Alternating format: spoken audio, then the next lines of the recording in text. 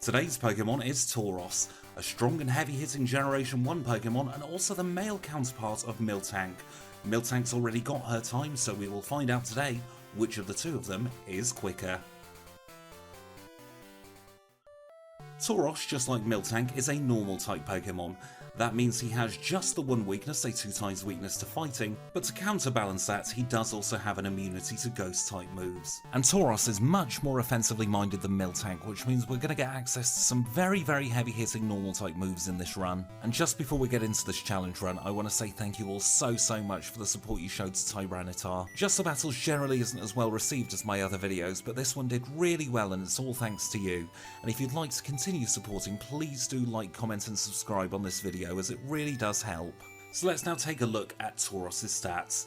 At level 5 we have 23 HP, we're holding a berry as always and our moves are Tackle and Tail Whip. We have 16 in attack and defense, 10 in special attack, 13 in special defense and 17 in speed.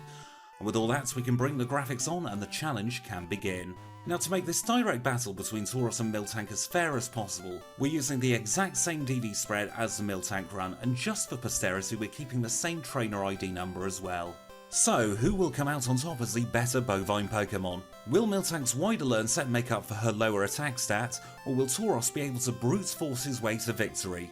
Let me know in the comments down below. And with all that out of the way, it's time for the first rival battle. And just like in the Miltank battle, we are against a Chikorita, and a lucky critical hit means this is just a two-shot battle. Even without the critical hit, we'd be on a very good pace, but now that we've defeated the rival, we can tell the police officer that his name is triple question mark, and we can make our way towards Violet City.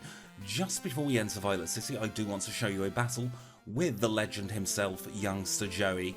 Now against Joey's Rattata we will get a level up, and at level 8 we learn Rage. Now Rage is one of those moves that, as far as I'm aware, is still used in the Pokemon Crystal speedrun strategy. You use it on Totodile in that instance, but it can make Falconer's battle incredibly trivial, because all we need to do is start setting up Rage against the Pidgey. Unlike in Generation 1, it doesn't lock you in, and every time you get hit, your Rage counter goes up, so Rage gets even stronger. Rage is strong enough to take Pidgeotto into the red on the first hit, and that means it's a very easy victory, a time of 6 minutes and 16 seconds for Falconer. The comparisons, by the way, are against Girafarig, because Girafarig is still in top spot. And now that we're here in the Ilex Forest, I just want to say thank you to each and every one of you. This is the first voiceover I'm recording after I hit 2,000 subscribers. And honestly, I could never have imagined that I would gain 2,000 subscribers in general, let alone this quickly, so thank you to each and every one of you, it does really mean the world. But I've got to be honest with you, that number's a little bit intimidating and it's making me quite nervous doing this voiceover, so apologies if I sound a little bit scared in places, I hope it's not coming through too much. But now that we've caught our HM friends, we can go and have a little look in Slowpoke Well. In Slowpoke Well, we're going to learn our fourth move. This one is at level 13 and it is Horn Attack. Horn Attack is a very strong normal type move and will carry us through a lot of the early game, or at least for now until we get better attacks. So we'll move Horn Attack up to the top and we'll OHKO a Zubat. And with all that out of the way, we can take care of Team Rocket once and for all in here and move on to Bugsy. Bugsy is our second gym and he is a bug type trainer. He's going to lead with a Metapod and Horn Attack does just over half damage on the first hit, knocks it out on the second. Kakuna's just as easy, 2 shots for that, and now we're on to the Scyther. Scyther is a heavy hitter himself, but does choose Fury Cutter, and that means it's just 2 shots to knock him out, and that's another very easy badge. It's a high badge in a time of 12 minutes and 28 seconds. And now it's time to go and get Struggle, because we have nothing to hit Rival 2's Ghastly. That means taking out a lot of the flora and fauna here on Route 33, and literally the second we take out this final Hoppip, we need to run, because we don't want to be caught by that police officer who's hot on triple question mark's heels. Now we do end up getting caught, but fortunately for us it's just triple question mark here east of the Ilex Forest, and we tell him that we won't report him to the police officer if he doesn't report us for that giant mess we've left on Route 33. Now while we're at it we have a little Pokemon battle, and unfortunately we get confused against this Zubat, and that really did lose us the battle, because we're only on 32 HP as the Bayleaf comes out. Bayleaf seals our fate here by using Reflect, gets a critical hit from Razor Leaf, and we get knocked out. I think with a better roll of the dice in certain situations this battle should be very easy, so we knock out the Ghastly in one this time, we knock out the Zubat as it uses Bite instead, and we are in a much better position for the Bayleaf. We use Struggle as it uses Poison Powder as its status move this time. We get yet another lucky critical hit, we knock out the Bayleaf, and that means rival number 2 is all done and dusted. We can move on through the Onyx Forest, picking up Cut and Headbutt en route. Headbutt's going to be very handy a little bit later on. In Goldenrod City we'll pick up the bike so that we can move just that little bit faster, and then we'll go into the underground. The first thing we do in the underground is pick up the coin case. That's going to let us buy an Abra, and we'll also go to the salon and get a haircut for our Tauros. Seems to do a very good job this time, and Tauros seems happy about it, so I'm not going to go full Karen on them this time. We'll get the coins from the game corner, buy our Abra, and Abra of course is going to be used for Teleport.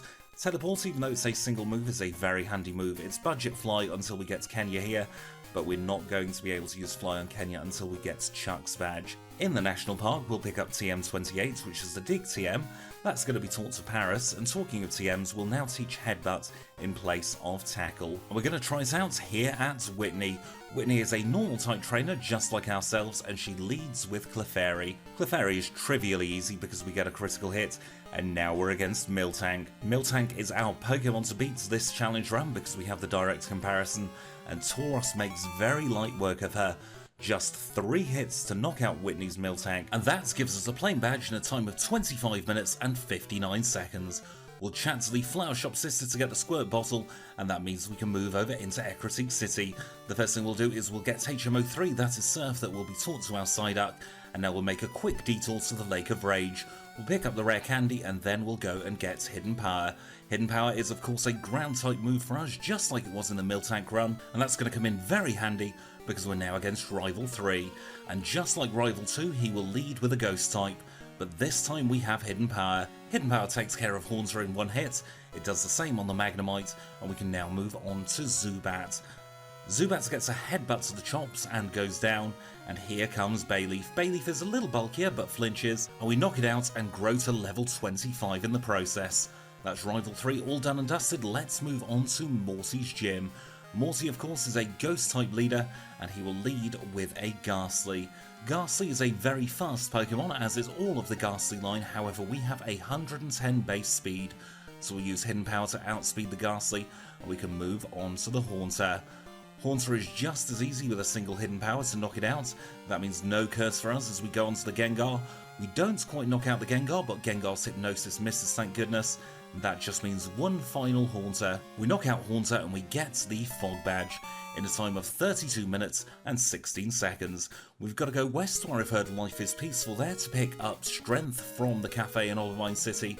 We'll also have a little chat with Jasmine, who tells us that Amphi is still very, very sick, so we're going to need to get some medicine yet again. Before we get the medicine, we'll get to the rare candy and we'll dig out of the lighthouse and end up in Scionwood City. We'll grab the secret potion from the medicine man. I'm still not quite sure why he hasn't moved to the mainland, and now we can take on Chuck in his fighting gym. This is really one of our big tests because fighting is the only type that's strong against us. We headbutt the Primeape and it flinches. That means it's an easy 2-shot and we're on full health for the Poliwrath. We hit the Poliwrath, it doesn't flinch, and Dynamic Punch does hit us. We managed to hit through our confusion and flinch the Poliwrath on turn 2, and it's a KO on turn 3. That was a very, very easy gym battle, time of 37 minutes and 45 seconds. Let's now go and defeat the red Gyarados at the Lake of Rage. And this is just a simple 2-shot. We didn't take any damage, which is very fortunate because we could have been knocked out by a single Dragon Rage. We'll have a little chat with Lance the Liar, who incriminates us further by giving us a stolen HMO6. So let's very quickly move on to Price so we can get out of Mahogany Town and hopefully never return. First thing we do against the Seal is use Horn Attack. That takes it out in 1 shot. We are against the Dugong. We use 2 Horn Attacks against the Dugong to knock it out, and here comes Piloswine. Horn Attack does just under half on the first turn. We get it deep into the red on the second turn, and unfortunately that means Price is going to heal. We're going to have to go all over again. This time I use Hidden Power and Headbutt, and it's 3 shots from full health to knock it out. Glacier Badge obtained in a time of 43 minutes and 52 seconds, 2 minutes 13 behind Girafarig. Jasmine's next, and she is a Steel-type leader. She leads with Magnemite, which is very, very good for us because we've got Hidden Power ground. So 2 Hidden Powers is all it takes to knock out the Magnemite, and here comes the pesky Steelix. We start using Tail Whip against the Steelix to drop its defense, and just a couple of Tail Whips later we will start to use Hidden Power. The first Hidden Power does massive damage to take it into the yellow, another Iron Tail misses from Steelix, and that means we get an easy win. And we have now overtaken Girafarig, time of 45 minutes and 10 seconds. We'll pick up the rare candy from Violet City at this point, we'll get Flash while we're here, we'll then go south of Goldenrod to get the rare candy, and we'll also get Return. Return is our most powerful move by far in this run, and we're going to teach it straight away. So we say goodbye to Horn Attack and say hello to Return, and with that we can move on to rival number 4. He is going to lead this time with his Golbat. The rival does like to chop and change what he's using, and for some reason I thought I was doing rival 3, so I use a Hidden Power on the first turn, but a couple of returns easily knocks out the Golbat. It's Magnemite time, so we use a Hidden Power on that to knock it out. Here comes Haunter, and it's the same story, we still only have Hidden Power that can easily hit those Ghost-type Pokemon. We use Return against the Sneasel to say goodbye to it in the blink of an eye. Meganium tries to poison us, but it fails, and that is a very easy rival number 4. So now let's finish off the Radio Tower section and get the Pink Bow. The Pink Bow is going to be instantly attached to our Tauros, so it looks very, very pretty actually, and we'll use that against Claire. Now we know from Miltank's run that we can easily OHKO all these Dragonair here, so it's as simple as knocking out all 3 of them and we can get onto Kingdra. Our higher attack should make this a little bit easier, so let's find out as she finally sends out Kingdra. We use a Hidden Power to start with so that she doesn't get into healing range, and then a Return is all we need to knock her out. So we've defeated Claire in a time of 1 hour and 1 minute, and a badge time of 1 hour, 2 minutes and 3 seconds. With that all done and dusted, we can go into Victory Road and pick up Earthquake. Earthquake is going to be our second vital move of this run. It's a stronger Hidden Power for us, and the only other thing to do here in Victory Road is take on our final rival battle. He's going to lead this time with Sneasel, so let's see if that does any better for him than his previous leads. We use Return against the Sneasel to knock it out in one, so the answer there is a resounding no. Golbat doesn't fare any better than Sneasel and gets knocked out in just the same way. On to Magneton we go, and Hidden Power would have been enough to knock out Magneton, so Earthquake is very easy for Magneton. Same thing happens on the Haunter, and now here comes Kadabra. We don't have Shadow Ball, unlike for the Miltank, so a single return will have to do. And the final Pokemon is Meganium. He manages to get the poison off, but that just means we have a damageless rival battle. So we have a time of 1 hour, 6 minutes and 29 seconds going into the Pokemon League. Of course, the first thing we're going to do is heal up our Pokemon after that trek from Victory Road, and now we'll say thank you to our HM friends. We say thank you to Kenya, to Abra, to Psyduck and to Paris. You've all been a great help in the Johto region, get some well-deserved rest, and we'll see you all back in Kanto. We'll buy our 4 full restores, and now let's take a little look at our stats before the league. We're level 47 and have 148 HP. Our moves are Return, Tail Whip, Thrash and Earthquake. Tauros is still sporting that very pretty pink bow, and our attack is 127, our defense is 124, our special attack is 71, our special defense is 99, and our speed is 138. The first league member is Will. He's a psychic type trainer leading with a Xatu, and we say goodbye to the Xatu straight away with 1 return. Jinx gives it a go, but she is too slow and gets knocked out in the same way. Here comes Executor. We use Return against Executor to take it deep into the red as we get hit by a Psychic, and another Return knocks it out. Slowbro's next, Return takes it into the yellow, another Return finishes the job, and the final Pokemon is a second Xatu. Level 42, but no stronger than the first Xatu. We've defeated Will with a time of 1 hour, 8 minutes and 9 seconds. Koga's second up in this gauntlet of the Elite Four. He leads with Gyarados. We use Return against it, and we knock it out straight away. Return is our most powerful move at the moment, so it's going to be doing a lot of the legwork. Venomoth goes down, and we use Return initially against the Fortress. Fortress then protects as we try to Tail Whip. I just want to get this Fortress's defense dropped as much as possible, although that does come with the risk of it going boom at any moment. After doing the Protect Tango with Fortress for a little bit, we finally knock it out, and we're on to Muck. Our huge attack stack means it's a one-shot on the Muck, and the final Pokemon is Crobat. We outspeed the Crobat but don't quite knock it out, and that means he can use a full restore and double team. The awful combination there, but we do hit through the double team to defeat Koga in a time of 1 hour, 9 minutes and 5 seconds. Bruno is next, and Bruno can be a little bit scary, especially because we don't have a move like Miltank did to get through this battle easier. So we do manage to Tail Whip and Earthquake the Hitmontop, and we are on to Hitmonlee. We outspeed Hitmonlee to take it down in one shot, but here is the dangerous Pokemon. Hitmonchan deals a little bit of damage with a Muck Punch, and out comes Machamp. We take him into the yellow as Cross Chop deals huge damage. He uses a Max Potion, and now it's just a couple of returns to finish the job. Final Pokemon is Onyx. We don't manage to OHKO the Onyx, and an Earthquake knocks us out. At this point we are committed to the league, so it's just going to be throwing the dice a little bit and hoping for some better damage rolls here and there. We knock out the first two Pokemon with ease, and we are back onto the Hitmonchan. Unfortunately, we don't have a priority move anywhere that we can teach, so we are going to take some damage. We critical hit the Machamp this time. We're onto Onyx with a lot better health. Onyx uses Sandstorm just to slow us down a little bit, and we managed to take it down in 2 shots. That's Bruno all done and dusted. Let's speak to her manager. It's Karen time. Karen can be a little bit pesky, especially because of the Umbreon, so we're just going to have to see how we do. Into the yellow it goes with a first return, and the second return knocks it out, but we did get a sand attack to the face. We get paralysed as well, and on a first attempt, if I'm both sand attacked and paralysed, I'll generally reset. We get sand attacked by the Umbreon once more, but this time we are able to take care of the Vileplume and hit it. That means no paralysis for us. Gengar is no issue because Earthquake knocks it out in 1 shot. Here comes Murkrow. We use Return against the Murkrow to knock it out, and the final Pokemon is Houndoom. Houndoom is weak to Earthquake. We broke through the sand attack, and that means we have defeated Karen 6 seconds slower than Girafarig. It's Lance the Liar time. Let's see what the Liar with the Flyers can do for us. He leads with Gyarados. We take Gyarados deep into the red as he uses Rain Dance. That is the perfect start for us. We're on to Dragonite number 1, and unfortunately don't OHKO. His Thunder Wave misses though, and we are now on to Dragonite number 2. This is the final Thunder Waving Dragonite, and unfortunately we get hit. And again, because it's our first attempt at Lance, I am going to reset.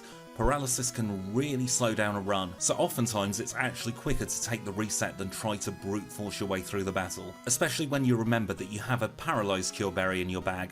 So Thunder Wave misses on the first Dragonite again, and we are on to Dragonite number 2. Thunder Wave hits, but now it's in 1-shot range. That means we are guaranteed not to be paralysed for the rest of the battle. We don't really have anything too good against this Aerodactyl, but it can't hit us very hard, and it's just 2 returns to knock it out. Here comes Charizard. We use a return to take it deep into the red. He won't full restore his Charizard, and we knock it out. We have 76 HP for the final Dragonite. Outrage takes us down to 12, but that's not enough to knock us out, and we have defeated Lance in a time of 1 hour, 15 minutes and 37 seconds. We'll now go and get our league time for Tauros, and it's 1 hour, 15 minutes and 56 seconds. Don't go away, Kanto's next. And as always, we rejoin just outside our home where it all began in New Bark Town. We get a call from Professor Elm, who still doesn't know to look out of his window. We get the SS ticket from him, that's going to let us travel to Kanto. We'll also get the Master Ball that we skipped a little bit earlier on. With those safely in our bag, we can say welcome back to our HM friends. Welcome back to Kenya, Abra, Psyduck and Paris. They had a lovely little holiday at the Costa del PC box, and now we can go into Mount Malta. Got a couple of bits to do in Johto. The first thing is pick up this rare candy in Mount Malta, and the last thing to do is pick up the other rare candy in the Whirl Islands. With all that out of the way, let's travel to Vermilion City. And of course, the first thing we do in Kanto is the last thing we do in Johto. We get a rare candy from the chairman of the Pokemon fan club. We also pick up the Cursed TM from the Celadon condominiums. And now it's time to take on Erica while we're here. Erica is a Grass-type leader on stilts, and she will lead with Tangela. We don't quite OHKO the Tangela, but it uses Bind instead of Sleep Powder, and another return knocks it out. We knock out the Jumpluff in 1 hit though, which is an awful lot better. Here comes Victory Bell, and there goes Victory Bell. Another return takes care of it. And why change a strategy if it works? We OHKO the Bellossom. That's Erica all done and dusted in a time of 1 hour, 21 minutes and 11 seconds. Up next is Misty, and she is a Water-type leader who will lead with Golduck. So we use the return against the Golduck, and that's more than enough to knock it out in 1 shot. And up next is Quagsire. Quagsire's quite bulky, but not bulky enough to withstand our return, and here comes Lapras. We almost but not quite knock it out as it uses Rain Dance. That could be a little bit dangerous for the Starmie, but we knock it out in 1 shot, and we have defeated Misty in a time of 1 hour, 25 minutes and 11 seconds. And we are currently 14 seconds ahead of Girafarig. Let's check out the pace for Sabrina. We use Return against the Espeon to knock it out in one shot. No sand attack for us this time. Here comes Mr. Mime, a decidedly creepy Pokemon, hint hint, and her last Pokemon is Alakazam, who says wham bam thank you ma'am, and we have defeated Sabrina in a time of 1 hour, 26 minutes and 17 seconds. We are gaining time on Girafarig. Let's see if Surge has the answer to our question of can anybody defeat us, and his Raichu says no. So we have defeated the Raichu, let's move on to the Electrode. Electrode doesn't have the answer either as we outspeed to knock it out. Magneton is 4 times weak to Earthquake and goes down straight away. Here comes Electrode number 2, grinning away as it gets knocked out, and the final Pokemon is Electabuzz. I really like Electabuzz, but it's not powerful enough to take care of our Tauros. Surge is defeated in a time of 1 hour, 28 minutes and 2 seconds, yet more time gained against Girafarig. Snorlax is our next roadblock, and we have the Master Ball to catch it straight away, and that's going to come in very handy because Tauros will want a little nibble on some leftovers every so often, especially because it's not the best defensively. It's good defensively, but not quite as good as Miltank. Brock is our 13th gym leader. We use Return against the Graveler just to see how powerful it is, and it's a lot more powerful than I thought it would be actually. We use Return against the Rhyhorn to take it down in one shot though, and here comes Omastar. Omastar is not strong enough to withstand a single Earthquake, and neither is the Onyx. No Sandstorm for us this time, as the final Pokemon is Kabutops. Kabutops gets knocked out, and we have defeated Brock in a time of 1 hour, 29 minutes and 35 seconds. We are now a minute ahead of Girafarig as we make our way onto Cinnabar Island. We have a little chat with Blue, we get the rare candy, and now it's time for Blaine. Blaine is a fire-type leader who will lead with Magcargo, and my controller ate my input. I meant to select Earthquake there, and I got burnt for the process, so I decided to reset. I've left this in because I didn't count it as a reset, and I just want to know, do you think that should be a reset if it's a technical issue that causes the problem? Because obviously I wouldn't just pick Return against a rock type. We are onto the Bumhead Fireduck though, and we knock it out, and the final Pokemon is Rapidash. We knock out the Rapidash, and we have defeated Blaine in a time of 1 hour, 31 minutes and 14 seconds. We did lose a bit of time because of those tech issues, but we're not going to let that linger over us as we go to Janine. Janine's first Pokemon is Crobat that gets frisbeed out the window, and here comes Weezing. Weezing goes down in the blink of an eye, as does her second Weezing, and that means we are now onto her final 2 Pokemon. Ariados is the first up, and that gets knocked out with a Return, and the final Pokemon is Venomoth. We one-shot the Venomoth, and we have defeated Janine in a time of 1 hour, 31 minutes and 56 seconds. And now it's time for the final gym leader. It's Blue, and he will lead with Pidgeot. We have nothing super effective against the Pidgeot, but we take it down into the red with Return. Mirror Move deals very little damage back with Return because in Generation 2, all the AI Pokemon have minimal friendship. Alakazam said goodbye straight away, and we are on to Rhydon. Rhydon uses Fury Attack instead of Sandstorm, so that means we are not going to get slowed down. Gyarados comes out, and we use Return and take it into what I thought would be healing range as he uses Rain Dance. I used Tail Whip because I thought he would heal here, but instead he attacked, and that means we are on a little bit lower health than I would have liked, but it did make knocking out the Gyarados easier. We avoid the Leech Seed from the Executor to take it down in 2 shots, and now it's just about Arcanine. That extra turn does mean that the rain has stopped as he uses Flamethrower. Flamethrower doesn't deal as much as I thought it would do, and here comes the heal. It's only the single heal though this time. We knock out Arcanine to defeat Blue in a time of 1 hour, 34 minutes and 27 seconds. Now you may be wondering why we lost so much time there at Blue. I accidentally tossed the leftovers. I have no idea how I managed to do it, and I had to go into Celadon to pick up the extra set, and it took me a while to find them.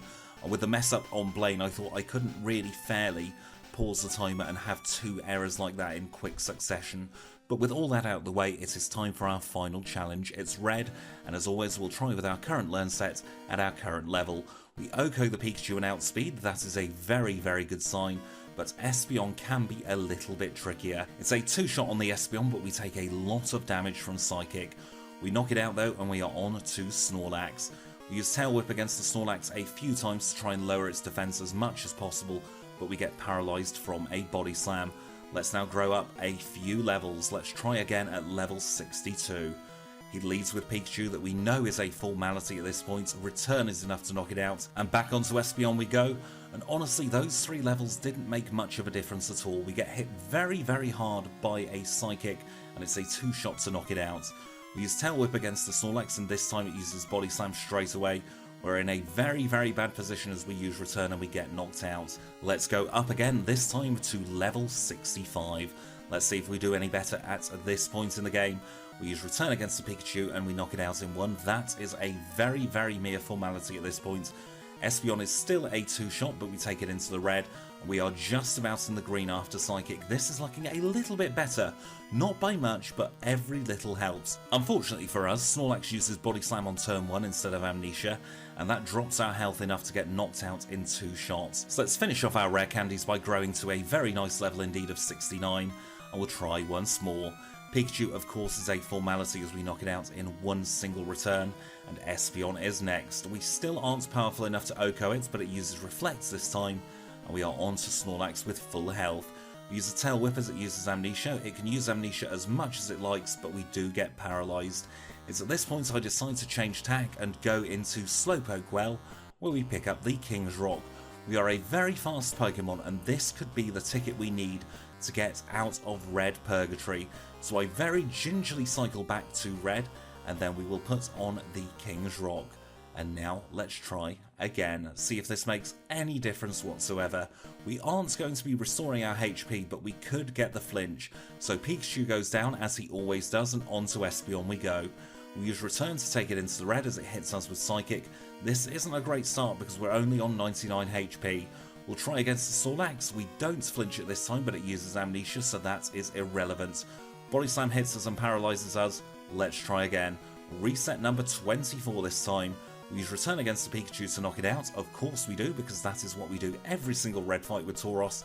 We flinch the Espeon to knock it out. We are on full health for the Snorlax. This is much, much better. Snorlax uses Amnesia. That's irrelevant because we're a physical attacker. Body Slam hits, does a critical hit, and we knock it out eventually. On to Venusaur at long last. We hit the Venusaur, it flinches, and we knock it out in 2. We just have to get some lucky flinches at this point. We manage to charge into Charizard just once, but Flamethrower connects, and we get knocked out. Let's try on reset number 26. Pikachu goes away, as it always does, and we are on to Espeon.